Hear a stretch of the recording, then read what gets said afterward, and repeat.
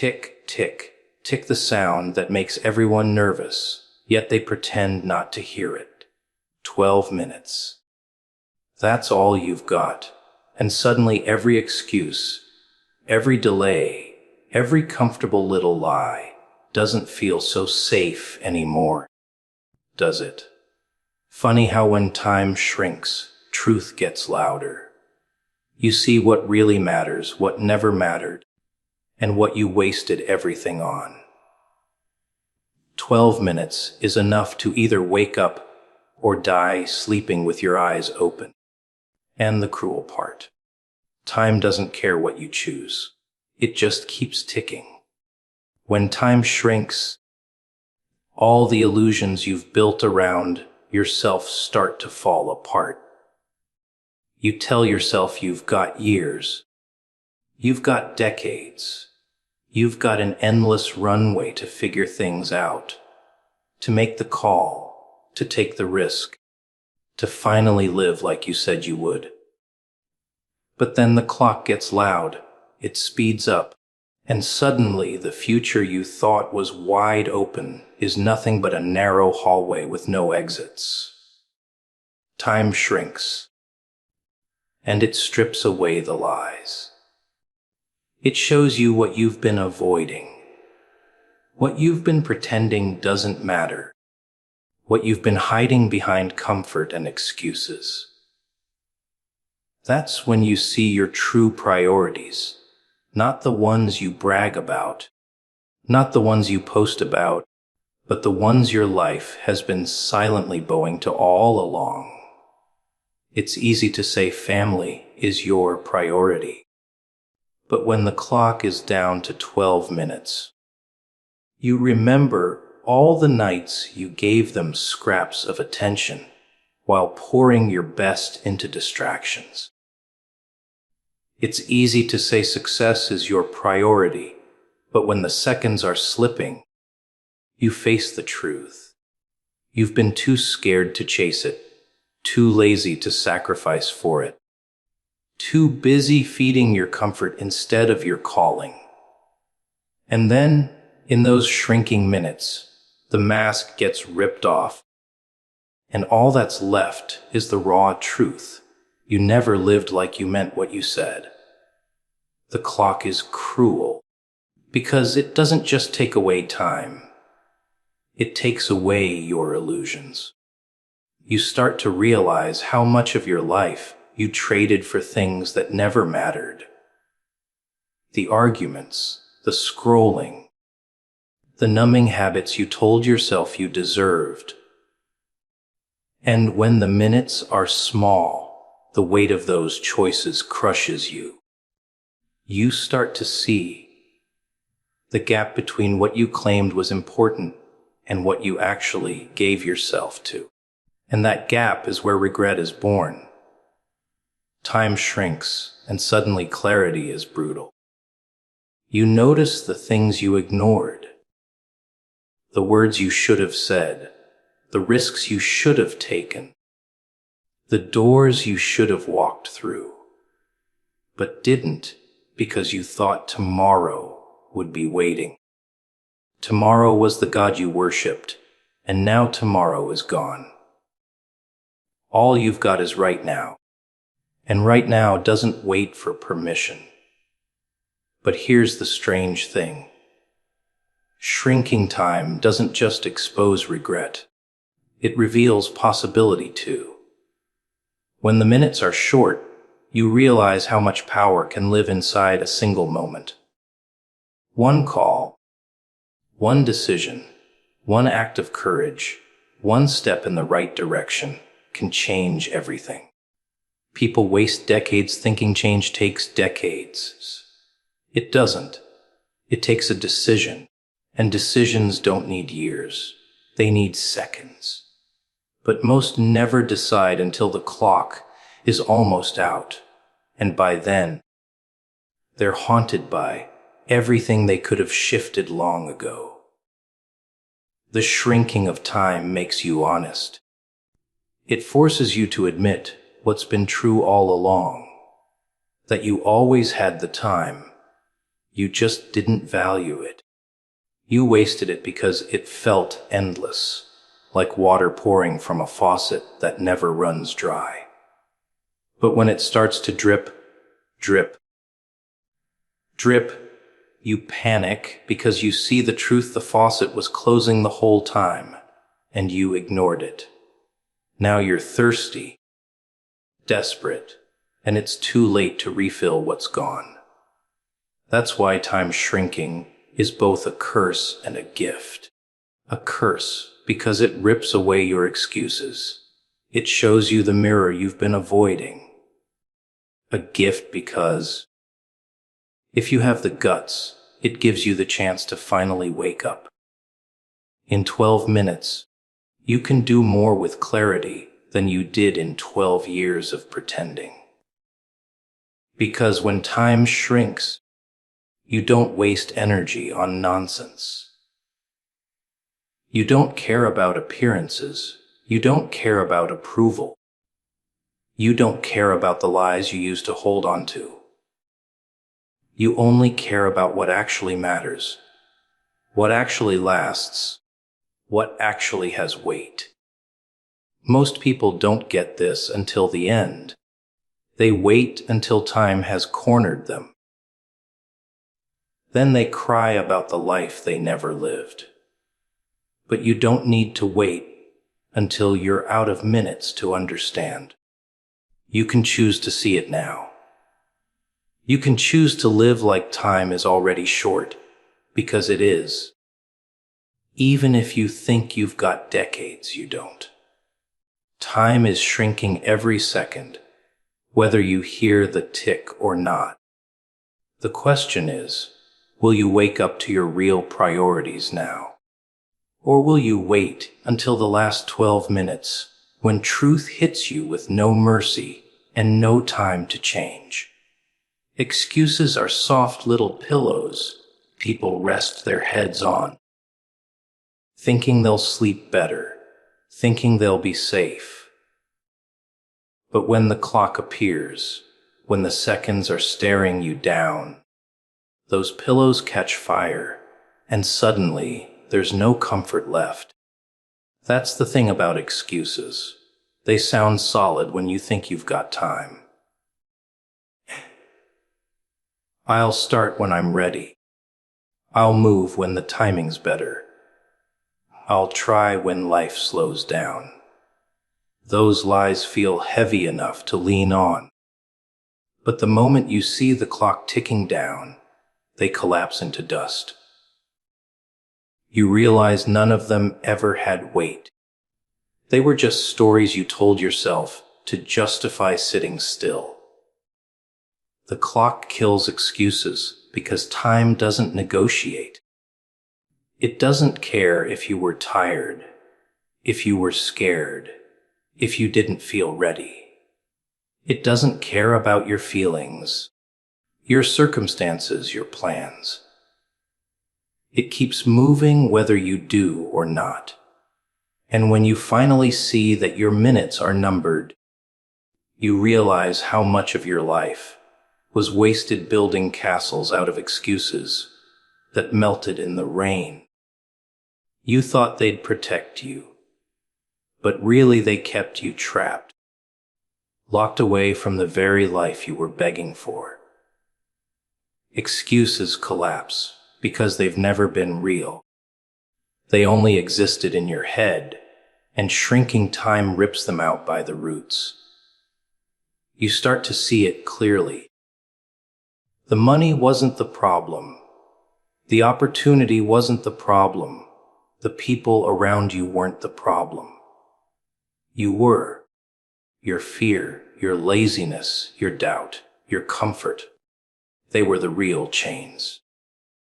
The excuse was just a mask you put on to make the chains look prettier.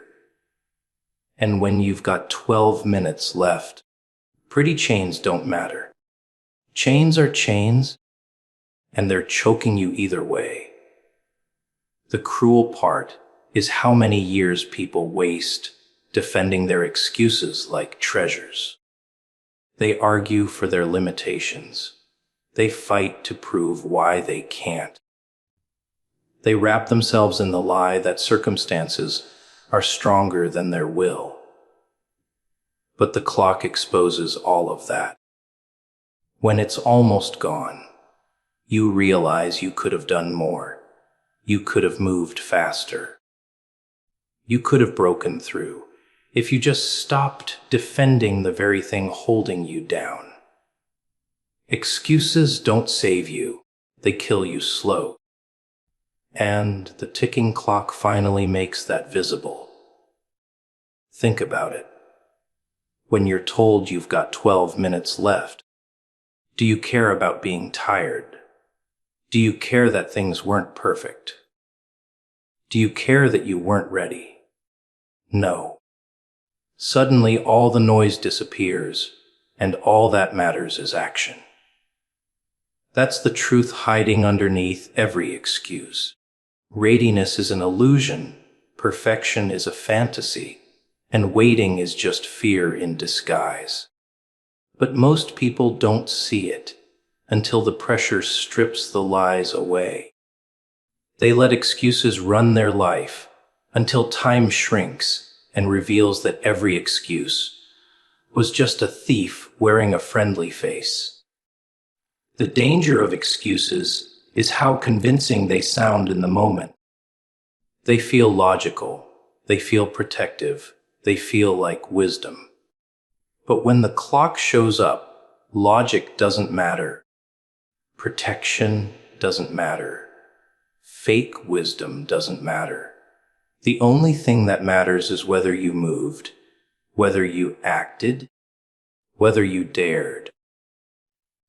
And if you didn't, the excuse won't hold you when the regret comes crashing in. The excuse doesn't pay the debt.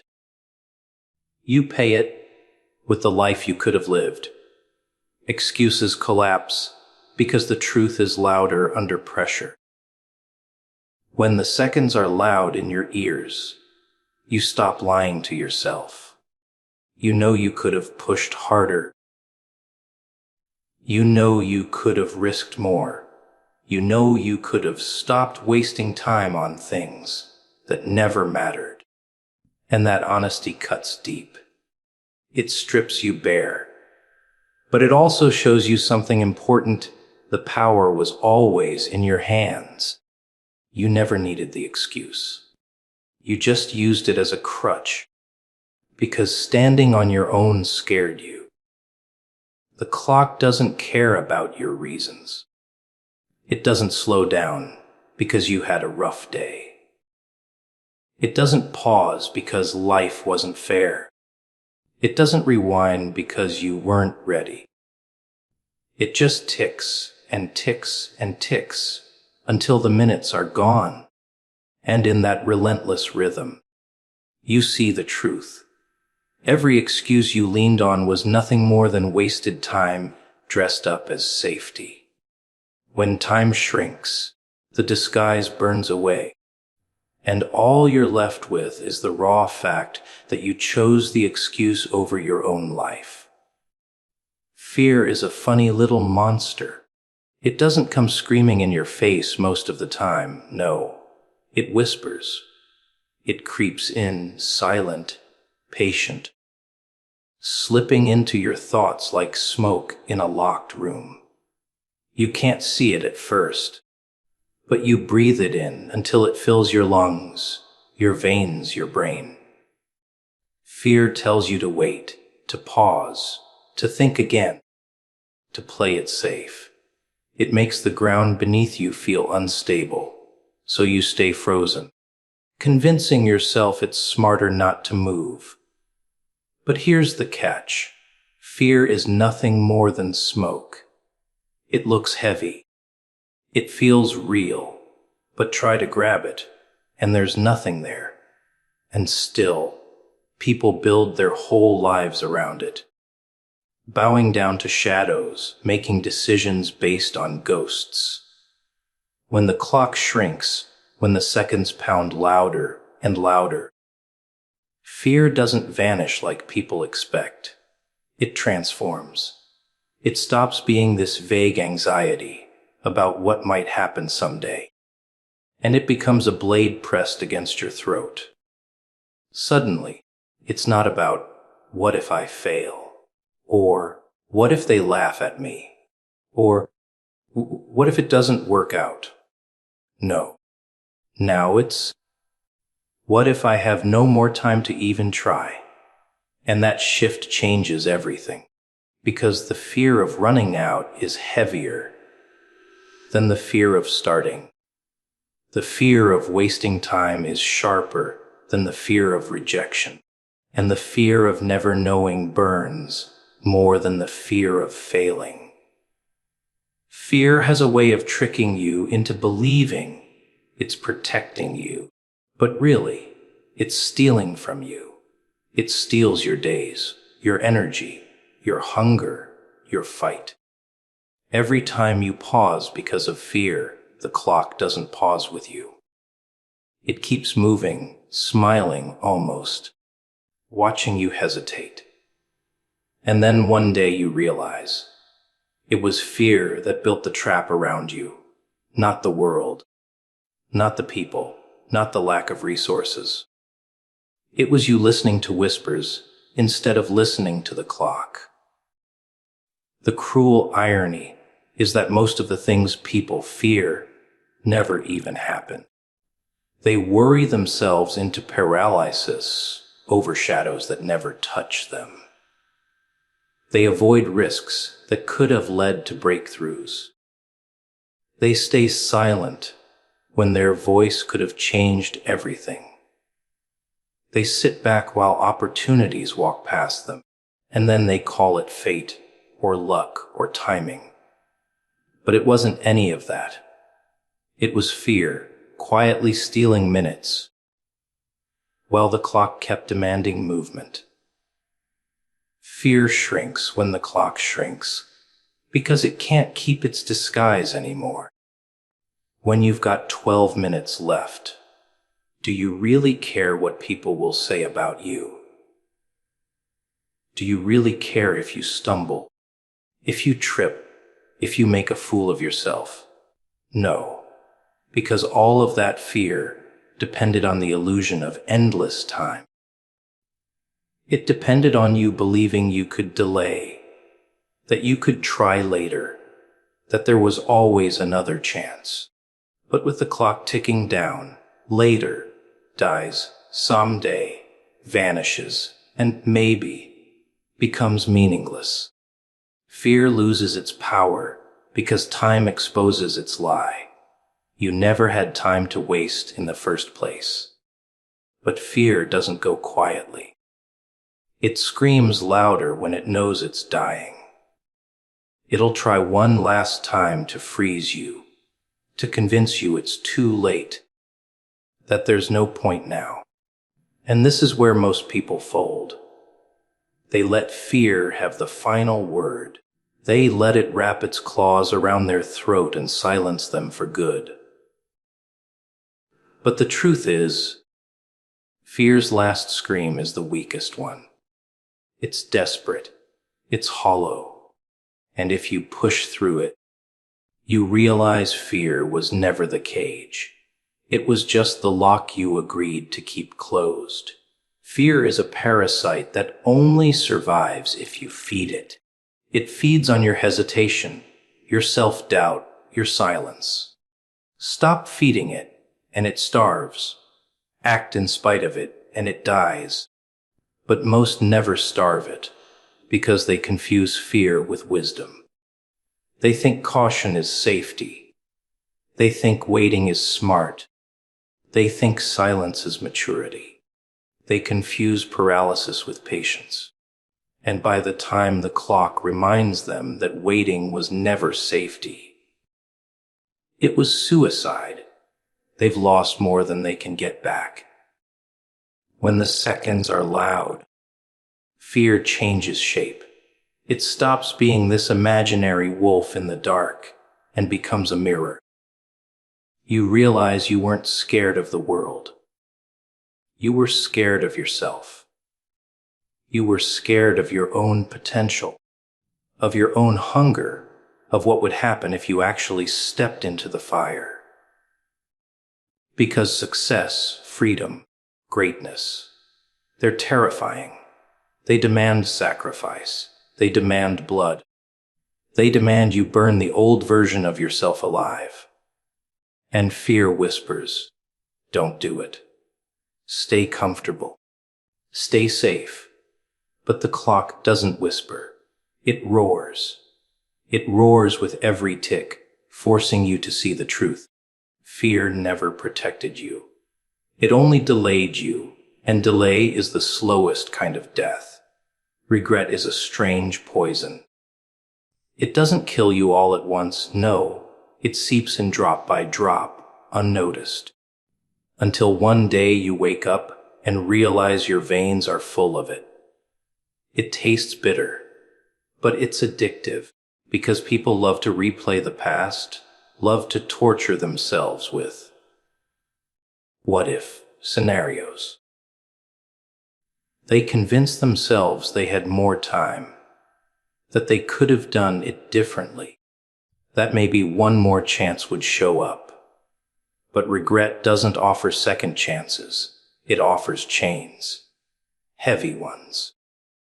Ones you drag around for the rest of your days, clinking with every step you take. You know what regret really is. It's proof you had the opportunity. Proof you saw the door, but refused to open it. Proof you heard the ticking clock and decided to pretend it was silent. Regret is the receipt for a choice you didn't make. It's the bill for time you wasted.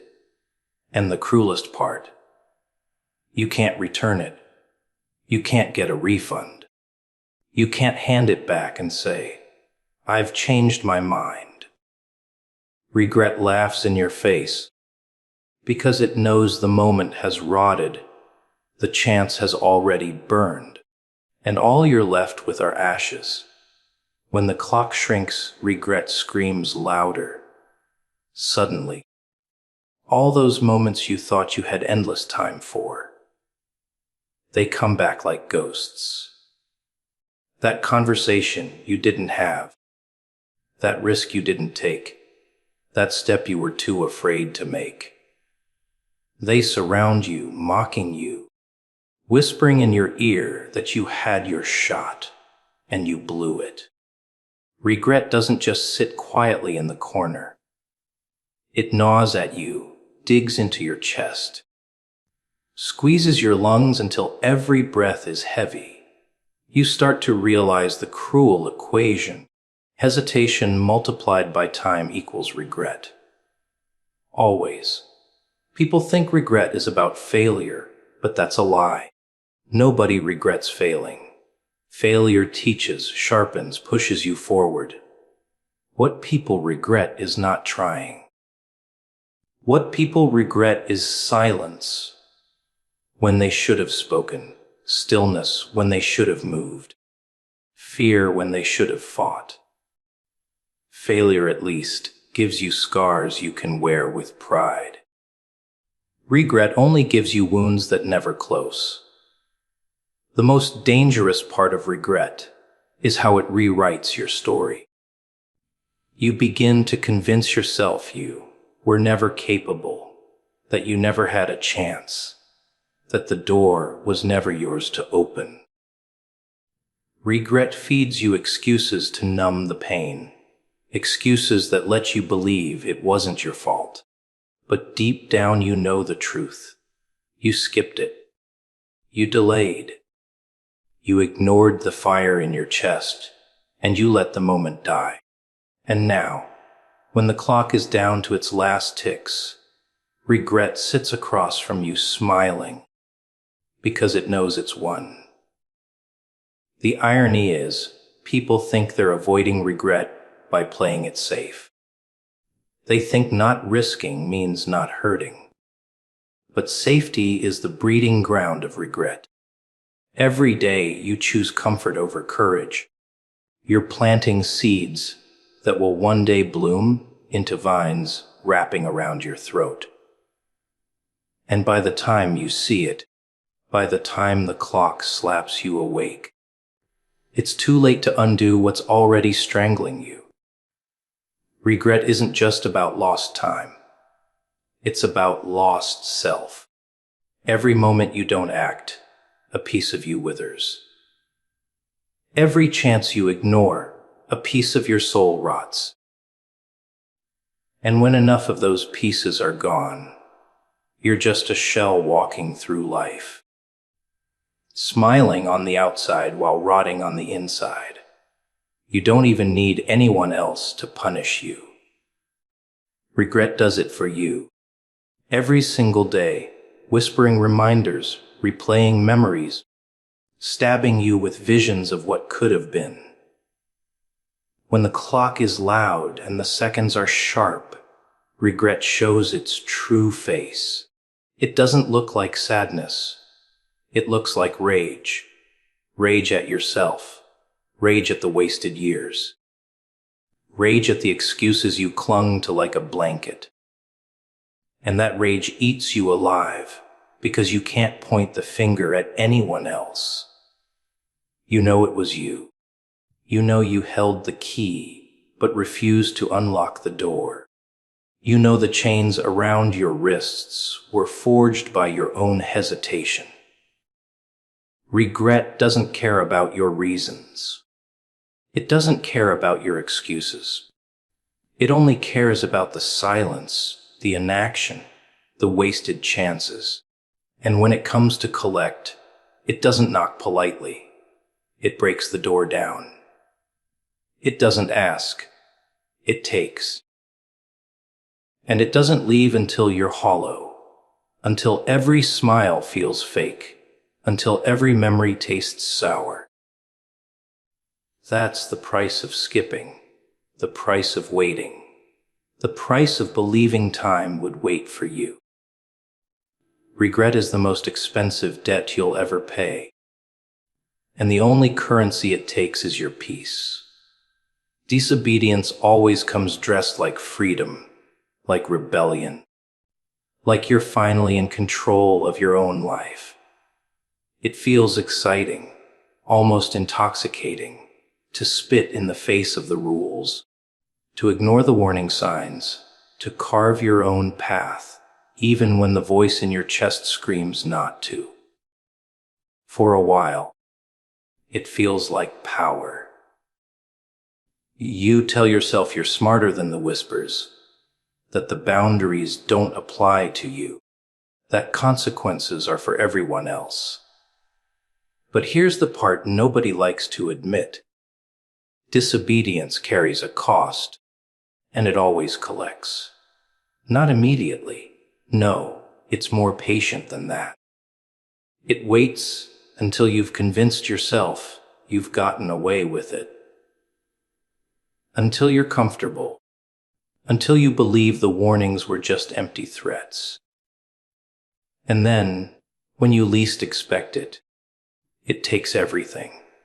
The trap with disobedience is that it doesn't look dangerous at first. It looks harmless, even harmless enough to laugh at. You break one small rule, you ignore one tiny instruction, you skip one quiet command. Nothing happens. You breathe easier, thinking you've outsmarted the system, thinking you've proven the warnings wrong. But what you don't realize is every act of disobedience is a step closer to the cliff. It doesn't push you off immediately. It lures you forward, step by step, until the ground is gone beneath your feet. The real danger isn't the act itself. It's the habit it breeds. Every time you disobey, it gets easier. Your conscience gets quieter. The weight of guilt gets lighter. Soon, you stop hearing the voice at all, and that's when you're in the deepest danger. Because when the voice goes silent, when the warnings no longer sting, you're not free, you're enslaved. You're chained to your own arrogance, blindfolded by your own pride, and pride is a cruel master. It drives you further into the dark while convincing you you're walking in light. Disobedience has a way of disguising itself as progress.